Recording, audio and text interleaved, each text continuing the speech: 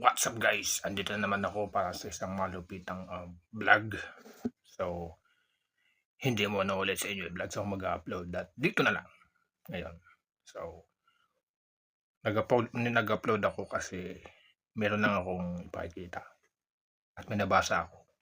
Kasi kanina ay nag-post ako sa aking Twitter account na ngayon ay natawag na X. Ngayon, nag-post ako ng tanong mo, sagot ko. Ayun. With hashtag Q&A. So, pinost ko yung kanina. And then, after nun, makalipas lamang ang ilang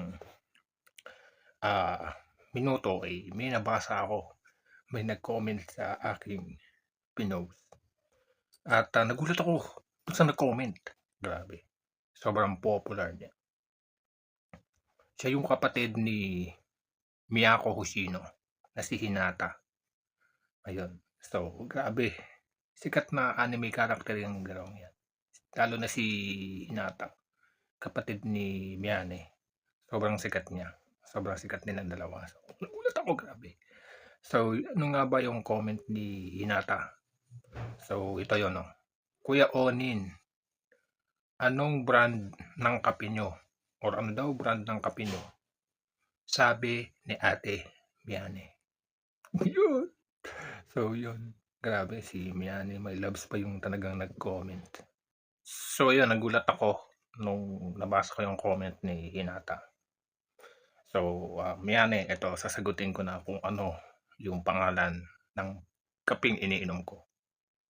So, Miyane, yun ay ang Kape Lingka.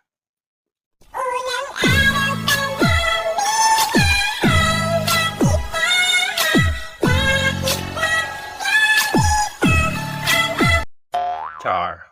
So, joke lang. Sorry. So, ano nga ba ang brand ng kape ko?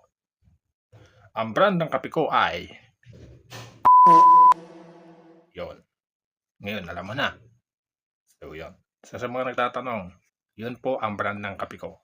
So, kung gusto nyo pong masagot yung mga tanong ko, mag-comment lang kayo sa aking X account. And yun lamang. Bye. Salamat ulit kay Hinata. Dahil sa nag-comment siya. Yun lang. Sana all.